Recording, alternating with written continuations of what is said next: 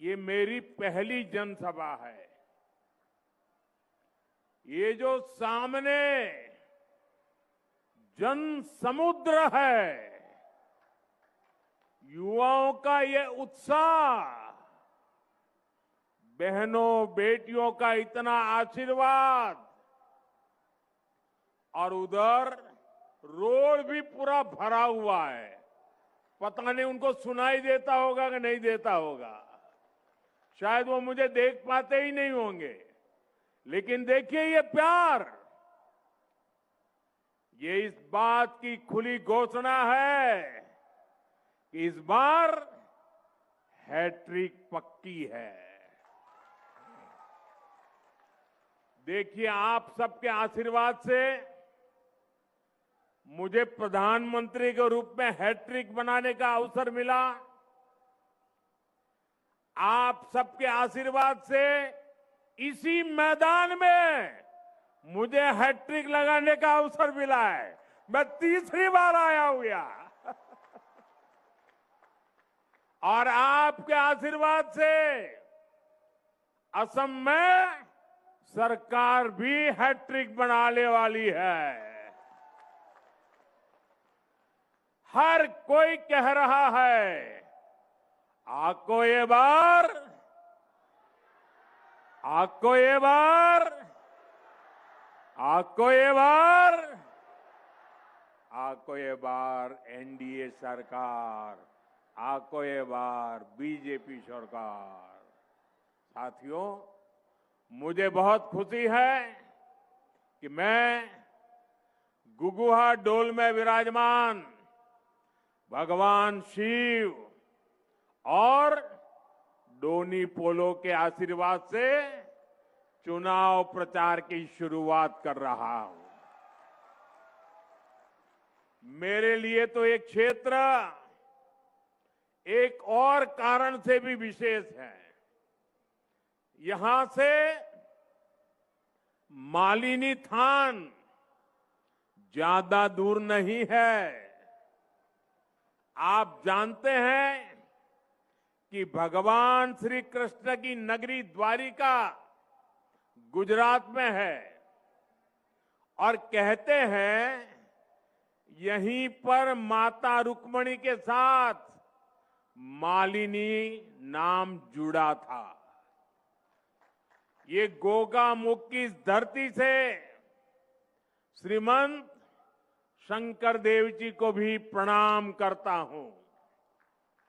असम की धरती ने वीर लाचित बोरफुकन जी, भारत रत्न भूपेन हजारिका जी, ऐसी अनेक महान संतानों को जन्म दिया है।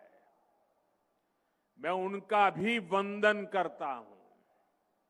साथियों, पहले सर्बानंद सोनोवाल जी का नेतृत्व और फिर हेमंता बिस्वा शर्मा जी की अगुवाई, बीते 10 वर्षों में असम ने सेवा और सुशासन का नया दौर देखा है। असम का ये चुनाव विकसित असम से विकसित भारत बनाने का चुनाव है। इस बार बीजेपी एनडीए सरकार की हैट्रिक लगनी तय है। आप मुझे बताइए, हैट्रिक होगी कि नहीं होगी? और जोर से बताइए, हैट्रिक होगी कि नहीं होगी? दोनों हाथ ऊपर करके बताइए, हैट्रिक होगी कि नहीं होगी? और कांग्रेस के पराजय की भी हैट्रिक होने वाली है। असम लगातार तीसरी बार बीजेपी एनडीए सरकार बना रहा है और कांग्रेस के जो सो कॉल्ड राजकुमार है ना, उनकी तो पराजय की सेंचुरी आने वाली है। साथियों, ये यहां इस मंच से मैं असम बीजेपी के सभी नेताओं को बहुत बहुत बधाई देता हूं। असम बीजेपी की टीम को बधाई देता हूं। बीते 10 वर्षों के प्रयासों को नया आयाम देते हुए असम बीजेपी ने कल एक शानदार संकल्प पत्र जारी किया है और कल मंगलवार था। मंगलवार को जारी हुआ ये संकल्प पत्र असम में और मंगल लाने वाला है। यानी मंगलवार को आया है मंगल पत्र। ये मंगल करने वाला संकल्प पत्र है। इसमें असम के युवाओं के लिए सरकारी नौकरी और स्वरोजगार के लाखों अवसरों का स्पष्ट रोड मैप है। 5 लाख करोड़ रुपए इंफ्रास्ट्रक्चर पर खर्च करने का संकल्प भी बहुत ही प्रशंसनीय है। इससे असम में सुविधाएं भी बढ़ेगी और कंस्ट्रक्शन से जुड़े हर सेक्टर में रोजगार के भी अनेक अवसर बनेंगे। साथियों, बीते वर्षों में असम के 22 लाख से अधिक गरीब परिवारों को पक्के घर मिले हैं। मैं जरा फिर से बोलता हूं आंकड़ा, 22 लाख से अधिक गरीब परिवारों को असम में 22 लाख से अधिक गरीब परिवारों को पक्के घर मिले हैं। मैं जरा आपसे पूछना चाहता हूं, यहां के गरीबों को कितने पक्के घर मिले हैं? 22 लाख। कितने पक्के घर मिले हैं? जोर से बताइए, कितने घर मिले हैं? गरीबों को कितने पक्के घर मिले हैं? ये घर घर पहुंचाइए। 22 लाख गरीब परिवारों को पक्के घर मिलना मतलब उनको एक नई दुनिया का जन्म हो जाता है। बीजेपी का संकल्प पत्र कहता है कि जिनको अभी तक पीएम आवास के घर नहीं मिले हैं, उनको भी पक्के घर मिलेंगे। आने वाले समय में 15 लाख और गरीब परिवारों को पक्के घर की गारंटी पक्की है। गरीब परिवारों के बच्चों को केजी से पीजी तक मुफ्त शिक्षा की घोषणा भी प्रशंसनीय है। साथियों, असम की बहनों बेटियों के लिए तो डबल इंजन सरकार का डबल बेनिफिट और भी आकर्षक होता जा रहा है। मैं जो आंकड़े बोल रहा हूं याद रखोगे? घर घर बताओगे? हर बूथ में बताओगे? मैं बताता हूं, लखपति दीदी अभियान से असम की बहनों को बहुत लाभ हुआ है। अभी तक असम की करीब 3 लाख बहनें लखपति बाइदो बन चुकी है। जरा मुझे बताइए, कितनी लखपति बाइदो बनी है? 3 लाख। कितनी लखपति बाइदो बनी है? जरा जोर से बताइए, कितनी लखपति बाइदो बनी है? कल असम बीजेपी ने ऐलान किया है कि अब डबल इंजन सरकार 40 लाख बहनों को लखपति बायदो बनाने के लिए प्रयास करेगी। कितने कितने 40 लाख बहनों को। आप सोचिए, 40 लाख बहनों को, मतलब 40 लाख घरों में कोई न कोई लखपति दीदी बनने वाली है। साथ ही असम बीजेपी ने अरुणोदय योजना में और अधिक बहनों को जोड़ने में और हर महीने मिलने वाली मदद को बढ़ाने की भी गारंटी दी है। हमारी बेटियों के साथ कोई धोखाधड़ी न कर सके, बेटियों का मान सम्मान और जीवन सुरक्षित रहे, इसके लिए भी अनेक बड़ी घोषणाएं की गई हैं। साथियों, असम में यूनिफॉर्म सिविल कोड लागू करना और हमारे आदिवासी समाज 6 शेड्यूल एरिया की संस्कृति और परंपराओं को सुरक्षित रखना, ये असम की पहचान बचाने के लिए बहुत बड़ी घोषणाएं हैं। और आप जानते हैं, बीजेपी जो कहती है वो करके दिखाती है। साथियों, किसानों का सशक्तिकरण डबल इंजन सरकार की बहुत बड़ी प्राथमिकता रही है। असम के 20 लाख किसानों को अभी तक पीएम किसान निधि के तहत 7,500 करोड़ रुपए मिल चुके हैं। अब असम बीजेपी ने घोषणा की है कि यहां के छोटे किसानों को हर वर्ष 11,000 रुपए अतिरिक्त मिलेंगे। इसके अलावा असम बीजेपी ने ट्रैक्टर, पावर टिलर और गायें खरीदने के लिए बहुत बड़ी मदद देने का ऐलान किया है। साथियों, बारिश और बाढ़ से भी सबसे अधिक नुकसान मेरे किसान भाई बहनों को होता है।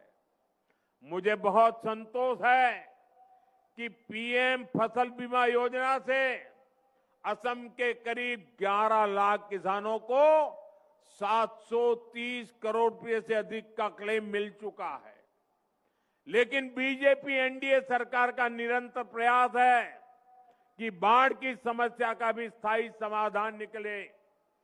बीजेपी सरकार सैकड़ों करोड़ रुपए यहां आधुनिक तटबंध बनाने पर खर्च कर रही है। ब्रह्मपुत्र की सुबनसिरी नदी की गहराई को बढ़ाने के लिए प्रयास किए जा रहे हैं। Subansiri lower hydro electric project भी फ्लड को कंट्रोल करने में काफी मदद करेगी। अब असम बीजेपी ने राज्य को बाढ़ की परेशानी से मुक्त करने के लिए 18,000 करोड़ रुपए के विशेष मिशन का संकल्प किया है। 18,000 करोड़ रुपए किसानों के लिए। कितने? आपको याद रखना पड़ेगा। कितने? जरा जोर से बताइए, कितने? 18,000 करोड़ रुपए। कितने? किसानों के लिए कितने? ये पैसा बाढ़ की परेशानी कम करेगा और मेरे किसानों की रक्षा करेगा। इस क्षेत्र के विकास को नई गति भी देगा। साथियों, बीते एक दशक में असम ने विकास का एक लंबा सफर तय किया है। ये जो 20-25 साल के नौजवान हैं, इन्होंने बीजेपी एनडीए का सुशासन ही देखा है। इन्होंने कांग्रेस का राज का वो काला दौर नहीं देखा, जब असम से सिर्फ बम, बंदूक, दंगों और कर्फ्यू की ही खबरें आती थी। डबल इंजन सरकार ने बीते एक दशक में असम को स्थायी शांति की नई राह दिखाई है। असम के हजारों संतानें बीते एक दशक में बंदूक छोड़कर एक नए भविष्य से जुड़ी है। आज असम से सिर्फ विकास और विश्वास की ही खबरें आती है। आज असम से खबरें आती है नुमालीगढ़ रिफाइनरी की क्षमता 3 गुना करने की।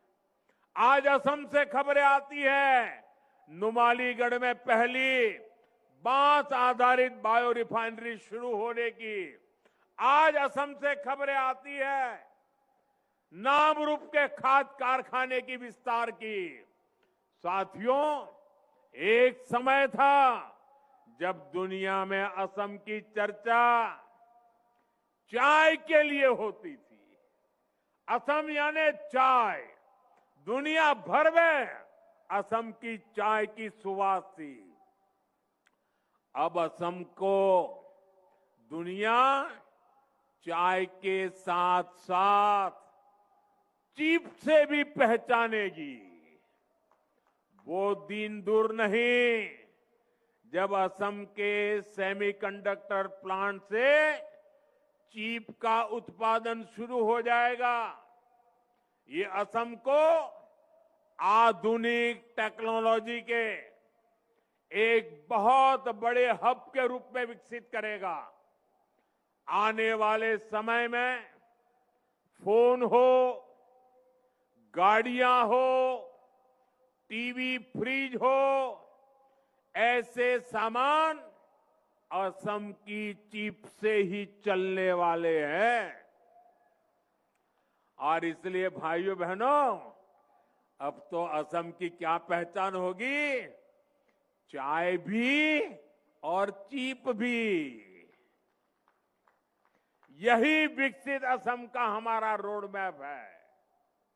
मैं आपको भरोसा देता हूं, आप यहां फिर से बीजेपी सरकार बनाइए, असम का और तेजी से विकास होगा। और ये आपको मोदी की गारंटी है। आपना लोके याद आको ए बार बीजेपी सरकार बनाओ अहोमोर आरो बहुत बेसी उन्नति होबो। एया आपना लोकोक मोदी गारंटी। साथियों, असम को प्रकृति ने बहुत कुछ दिया है। असम के पास संसाधनों की कभी कमी नहीं रही है। लेकिन कांग्रेस ने सत्ता के लिए असम के समाज को भी बांटा और ब्रह्मपुत्र के 2 किनारों को भी कभी जुड़ने नहीं दिया। कांग्रेस ने 60-65 साल में ब्रह्मपुत्र पर सिर्फ 3 ही पुल बनाए। 60-65 साल में कितने पुल? कितने पुल? कितने पुल? पुलों के अभाव में कितने ही लोगों को हमें खोना पड़ा, कितनी ही पीढ़ियों को मुश्किल से गुजरना पड़ा। डबल इंजन सरकार ने इस पीड़ा को, इस परेशानी को समझा और 10-11 वर्षों में ही ब्रह्मपुत्र पर 5 बड़े ब्रिज पूरे किए। कितने? कितने? 5 बड़े ब्रिज। 65 साल में 3, 11 साल में 5। बड़ा काम हुआ कि नहीं हुआ? और सभी 5 बड़े पुलों पर काम तेजी से चल रहा है। आज बोगीबिल ब्रिज और भूपेन हजारिका सेतु ने उत्तरी असम सहित पूरे नॉर्थ ईस्ट के जीवन को बदल दिया है। कांग्रेस रहती तो ये ब्रिज आज भी पूरे नहीं हो पाते। इसलिए तो आज हर कोई यही कह रहा है, असम को आधुनिक इंफ्रास्ट्रक्चर अगर कोई पार्टी दे सकती है तो वो बीजेपी है, एनडीए है। अहोमोग जोधी आधुनिक इंफ्रास्ट्रक्चर कोनोबा पार्टीए दीबो पारे तेंते हेई पार्टी होय छे बीजेपी एनडीए। साथियों, कांग्रेस के लिए हमेशा पावर पॉलिटिक्स और अपना परिवारी फर्स्ट रहा है। दिल्ली में एक परिवार और एक परिवार यहां भी है। एक परिवार दिल्ली में और एक परिवार असम में। कांग्रेस के लिए इन्हीं परिवारों का हित सर्वोपरि है। कांग्रेस ने दशकों तक सरकारें चलाई है, लेकिन आप लोगों के स्वास्थ्य पर बिल्कुल ध्यान नहीं दिया। 6-7 दशक में असम में केवल 6 मेडिकल कॉलेज बन पाई थी। कितनी मेडिकल कॉलेज? ऐसा नहीं, जोर से बोलिए, बारिश आ रही है फिर भी बोलिए। कितनी मेडिकल कॉलेज? कितनी मेडिकल कॉलेज? आज असम में यानी 60-65 साल में 6 मेडिकल कॉलेज। आज असम में 14 मेडिकल कॉलेज है और 10 मेडिकल कॉलेज पर काम चल रहा है। कितनी मेडिकल कॉलेज? 14 और 10 बन रही है, 24 हो जाएगी। उन्होंने 65 साल में 6 बनाई, हम 11-12 साल में 24 मेडिकल कॉलेज। इसमें एक मेडिकल कॉलेज यहीं धेमाजी में भी बन रहा है। इतना ही नहीं, आज असम में एम्स भी है। इसी तरह असम में इंजीनियरिंग कॉलेज की संख्या 7 हो गई है और पॉलिटेक्निक कॉलेज 10 से बढ़कर 26 हो चुके हैं। यहां गोगामुख में ही एग्रीकल्चर रिसर्च इंस्टीट्यूट का शिलान्यास और धेमाजी इंजीनियरिंग कॉलेज का लोकार्पण करने का अवसर तो आपने मुझे ही दिया था। धेमाजी आईटीआई और धेमाजी पॉलिटेक्निक को भी अपग्रेड किया जा रहा है। यानी असम को बेहतर इलाज मिले, बेहतर पढ़ाई की सुविधाएं मिले, ये हमारी प्राथमिकता रही है। इससे गरीब हो या मिडिल क्लास, सबका जीवन बेहतर होता है। असम के गरीब और मध्यम वर्ग का कल्याण बीजेपी की बहुत बड़ी प्राथमिकता है। अहोमोर दुखिया आरो मध्योवित्तो श्रेणीर उन्नति कोरा तो बीजेपी मूल प्राथमिकता। साथियों, आपने कांग्रेस के कुशासन से असम को मुक्त किया है, लेकिन आपको बहुत सतर्क रहना है। कांग्रेस अब एक अलग ही खेल खेलने में जुटी है। असम कांग्रेस के नेता एक खतरनाक कानून बनाने की बात कर रहे हैं। आखिर ये खतरनाक कानून क्या है? आज असम की जनता के सामने कांग्रेस की इस चाल का पर्दाफाश करना चाहता हूं। साथियों, 2014 के चुनाव से पहले कांग्रेस की केंद्र सरकार ने एक कम्युनल वायलेंस कानून बनाने का प्रयास किया था। इसका मकसद था अपने पक्के वोट बैंक का तुष्टीकरण।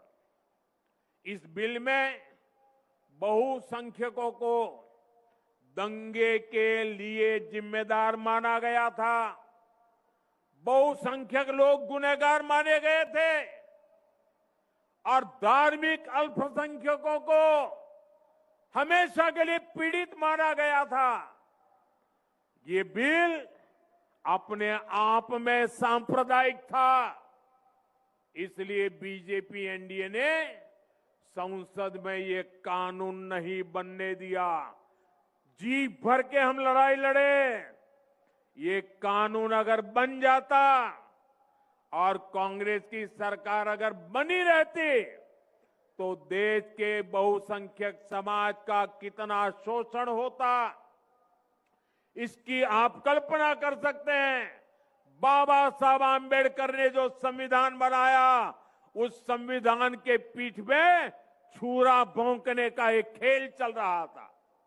साथियों, अब 12 साल बाद कांग्रेस यहां असम में भी उसी तरह का कानून बनाने की घोषणा कर रही है। और ये कोई मेरा आरोप नहीं है, खुद कांग्रेस के नेता खुले आम ये घोषणाएं कर रहे हैं। ये एकदम साफ है कि कांग्रेस अब सत्ता पाने के लिए कुछ भी कर सकती है। अब तो मुस्लिम लीगी माओवादी कांग्रेस बन चुकी है। आजादी से पहले मुस्लिम लीग ने देश को बांटने का खेल खेला, वही काम आज कांग्रेस कर रही है। साथियों, आज कांग्रेस घुसपैठ और घुसपैठियों को भी खुला समर्थन दे रही है। पहले कांग्रेस असम में घुसपैठियों को खुली छूट देती थी, यहां किसानों और आदिवासियों की जमीन पर कब्जे करने दिए। अब जब बीजेपी एनडीए सरकार इस अवैध कब्जे को हटा रही है तो कांग्रेस इस पर भी बवाल कर रही है। साथियों, कांग्रेस असम में विदेशियों को बसाना चाहती है, असम की मूल संतानों को अल्पसंख्यक बनाना चाहती है। असम के अनेक जिलों में ये संकट हम सभी देख रहे हैं। बीजेपी एनडीए सरकार किसानों, आदिवासियों और हमारे जंगल की जमीन को घुसपैठियों के कब्जे में नहीं रहने देगा। अवैध कब्जे के खिलाफ बीजेपी एनडीए सरकार की कार्रवाई जारी रहेगी। असमिया शान और पहचान बनी रहेगी, ये मोदी की गारंटी है। साथियों, बीजेपी एनडीए सरकार का मंत्र है नागरिक देवो भव। जो किसी भी कारण से विकास में पीछे छूट गया है, उसके आगे लाना ये हमारी प्राथमिकता है। इसी भाव के साथ हमारी सरकार ट्राइबल समाज के वेलफेयर और विकास के लिए काम कर रही है। लेकिन कांग्रेस ट्राइबल समाज के अपमान का भी कोई मौका नहीं छोड़ती है। यहां मिसिंग जनजातीय समाज को भी दशकों तक कांग्रेस की उपेक्षा का सामना करना पड़ा है। यह हमारी सरकार है जिसने बीते 10 वर्षों में मिसिंग समुदाय के विकास के लिए अनेक कदम उठाए हैं। और ये मेरा सौभाग्य देखिए, ये मिसिंग समाज ने मेरा सम्मान किया है। ये मेरे लिए बड़ा गौरव है, ये मेरी भी शान बढ़ा रहा है। मैं मिसिंग समाज के इस प्यार को सर आंखों पे चढ़ाता हूं। आज सैकड़ों प्राइमरी स्कूलों में मिसिंग में पढ़ाई हो रही है। मिसिंग यूथ फेस्टिवल के आयोजन के लिए करोड़ों रुपए की मदद दी की है। मिसिंग युवाओं के रोजगार के लिए भी डबल इंजन सरकार निरंतर नए कदम उठा रही है। मैं आज जितने भी जनजातीय समाज है सभी को आश्वासन देने आया हूं कि सबके सपनों, सबकी आकांक्षाओं को पूरा किया जाएगा। भाजपा विकास और विरासत दोनों के लिए काम करने वाली पार्टी है। आपकी संस्कृति और आपके सपनों को बीजेपी पूरा सम्मान दे रही है और आगे भी आपकी आकांक्षाओं का हम पूरा ध्यान रखेंगे। साथियों, बीजेपी एनडीए सरकार विकसित असम के लिए लगातार काम कर रही है।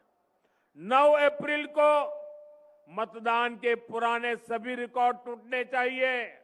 रिकॉर्ड टूटेंगे कि नहीं टूटेंगे? अपने बूथ में रिकॉर्ड तोड़ोगे? पहले से ज्यादा मतदान कराओगे? सुबह सुबह मतदान करा दोगे?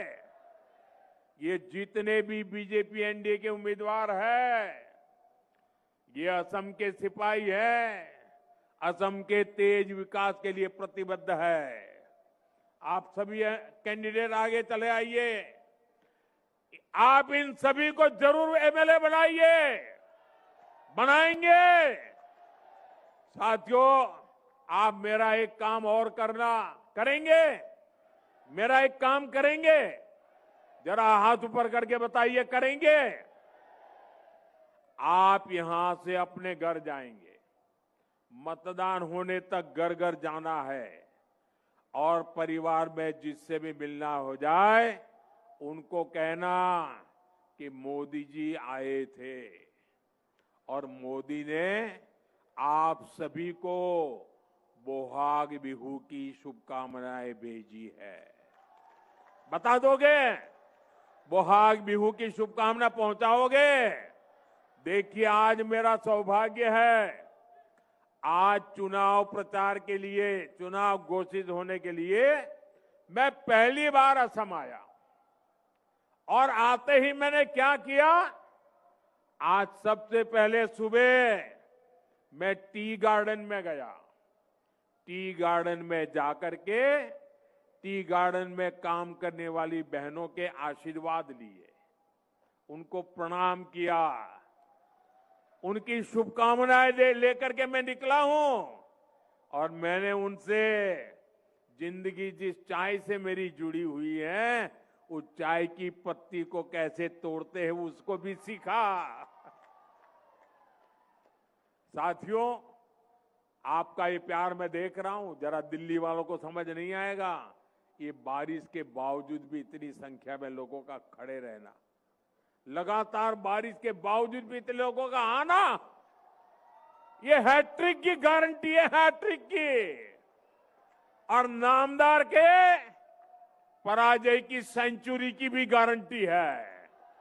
बोलिए मेरे साथ, भारत माता की, भारत माता की, भारत माता की।